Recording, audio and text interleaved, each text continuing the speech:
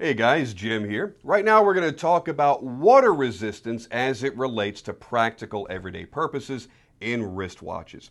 Now we're going to explore a couple of different depth ratings and kind of talk about what their usefulness is really going to be. But in general, the thing that you want to keep in mind is when you look at a watch's water resistance rating, it's a static rating. So in other words, let's say you're getting a watch that's 100 meters water resistant. That means it literally could be dropped on a fishing line down to 100 meters of depth and survive the pressures that are there when it's not moving. Now, if you were actually wearing the watch at 100 meters and swimming and having any activity, that exerts a lot more pressure than if it was sitting static. So that's going to be a little bit different for you. A 100-meter watch at 100 meters in motion is most likely not going to survive. So we're going to talk about the practical everyday applications of each of these watches. So we're going to start here with a standard luxury or dress watch. Now, typically, not always, but typically a luxury watch like this doesn't require a lot of water resistance, so they don't need to do that. What we're looking at here is 5 ATM, 50 meters water resistance. So 5 atmospheres is going to be 50 meters.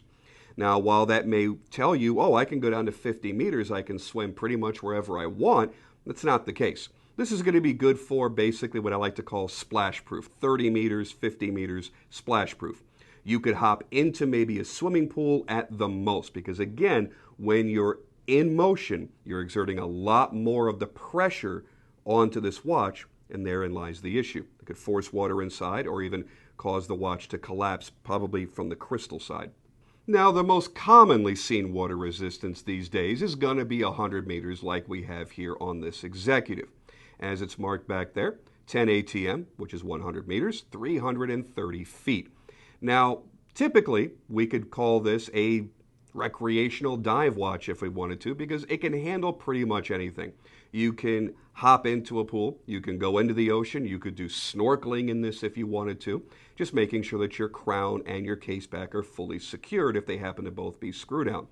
This is going to live for pretty much everything that you're going to throw at it. You could go whitewater rafting, you could do whatever you want to do and not have any worries about getting any moisture inside of this case. Now, as we see clearly marked on this Challenger, this is going to be 200 meters water resistant. And there it is once again on the case back. 20 ATM, 660 feet. So now we're doubling the water resistance. Now, a lot of things have to change in order to be able to reach this degree of water resistance. Now, the walls of the case must be thicker. Your crystal, no matter the material, must be thicker. And your case back must be a thicker reinforced case back as well. So to achieve that 200 meters, it will cost a lot more money. You're also going to be adding a different set of gaskets in here at the case back and more gaskets generally at the crown tube extension. So when the crown is screwed down, it's got something for resistance to keep water from getting in. Now, when you get beyond 200 meters, you get into what I like to call extreme divers, 300, 500, 1,000 meters and above. This particular watch happens to be a 1,000 meter, 100 ATM water resistant timepiece. Now, that is extreme, 3,300 feet. Now, obviously, we've already talked about 200 meters being more than most people will ever need. This goes beyond that. This is an extreme.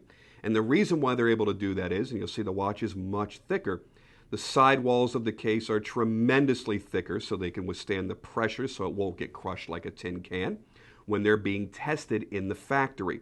Your crystal is going to be 4.5 to 5 millimeters thick at the center at the minimum. If you see a thinner crystal than 4.5 millimeters in thickness, then the claim on the watch is not going to be true. You're going to get also especially reinforced case back. This is a solid, thick chunk of stainless steel to keep that end as well from being crushed inwards underneath all that pressure. So what you've got here is a watch that will far exceed any natural needs that any human being is ever going to need.